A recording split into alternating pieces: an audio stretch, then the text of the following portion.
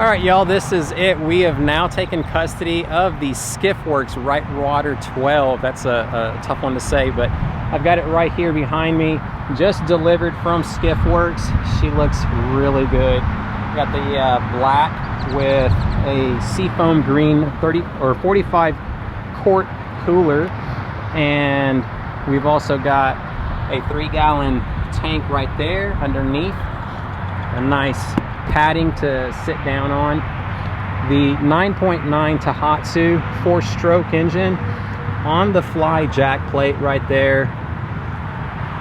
A polling platform that's got a lot more height than what I'm used to on my current skiff. And look at all the space we got up here on the bow. That is a lot of space right there.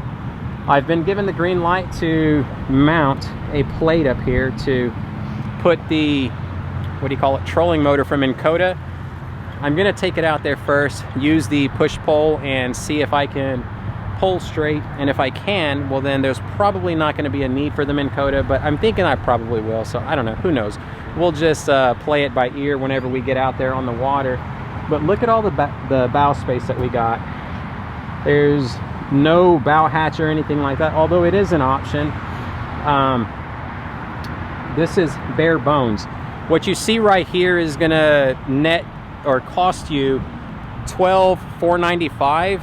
I want to say is the base model cost, and that's exactly what I'm fishing from. So that price gets you everything. It's the skiff, the motor, the jack plate, casting platform, a 3-gallon fuel tank, the trailer, and the cooler.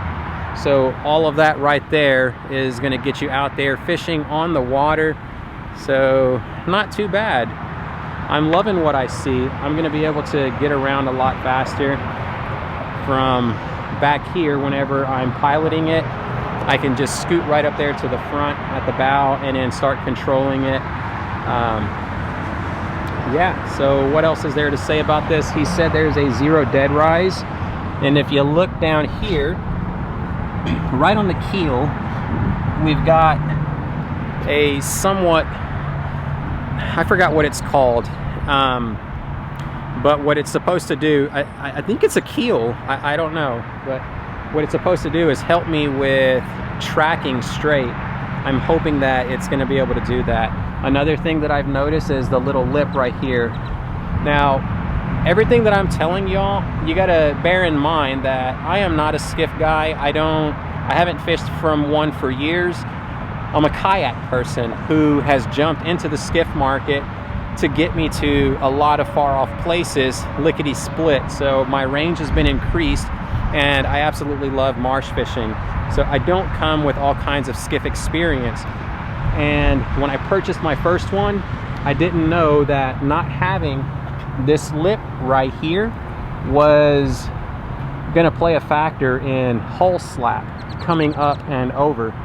So I'm hoping that that's going to be a drier ride. I don't know. I'll report to y'all over on the fishing channel whenever I get to get her out. We just got to wait for this weather to clear up. It's raining on me right now, but I just could not wait to get this video done so that y'all could be able to see it. I think it's absolutely gorgeous. It's a lot different than what I am used to having, but we're going to see if that difference is going to be able to perform a little bit better. I am hoping and keeping my fingers crossed that with having this jack plate right here, I'm going to be able to run super skinny. So really looking forward to testing this out. And with it having like half the horsepower of what my other skiff has, which has got a 20 horsepower Mercury 4-stroke, I should get comparable speeds, like maybe 2 miles an hour less. This thing is super light. We were just literally carrying it up here at the front, easy to drag around. I'm talking like 300-pound package weight for everything on board of it. So I'm super ecstatic. I cannot wait to get it out there. And she looks like a proper technical poling skiff. We may have to rig something up to get the stiffy push pole on it. And what else? I think that's pretty much it. This is as bare bones as it gets, but I wanted it that way for a reason, because just like a kayak, that's the #1 question that I get whenever people are asking me questions about the kayak. What do I put on it? What should I get? What are the items and accessories that I need? And I'm like, that's the biggest mistake everybody makes. Before adding all that stuff, fish for it or fish with it for a little while. And as you do that, let's talk about weeks, maybe even months. After you do that for a while, you'll know exactly what you want and where you want it on the platform. So that's the approach that I'm taking this time around, and I'm hoping that it does work. I'm super excited that SkiffWorX has decided to work with the channel and send us this demo right here to test out. I had to let them know, like, hey, quick disclaimer, it's not that I'm going to try to go out there and beat it down in the oyster, but there is a big possibility that I may run aground. I just need to know that y'all are okay with it. Adam said, yep. He assured me that don't worry about it, test it, treat it like if it was your own, and that's music to my ears, because that's exactly what I'm going to do. And I want to take y'all along for the ride, so super excited to get this out there on the water. We just got to wait for the weather to clear, and once it does, y'all are going to definitely be able to see this girl in action. And I'm just all smiles from ear to ear. I want to keep talking because I'm just super excited to show this to y'all, but let's continue with some B-roll and let y'all see and enjoy what this girl is all about.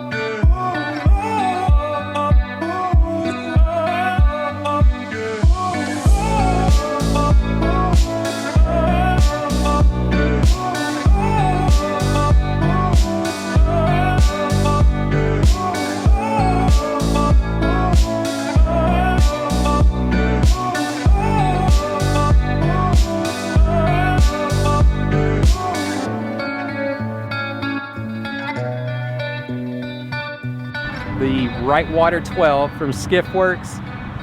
I'm hoping and praying that she's going to be able to get it done in the very, very skinny marsh systems, and hopefully we'll be able to get to the back lakes on plane without worrying about oyster or running aground on mud.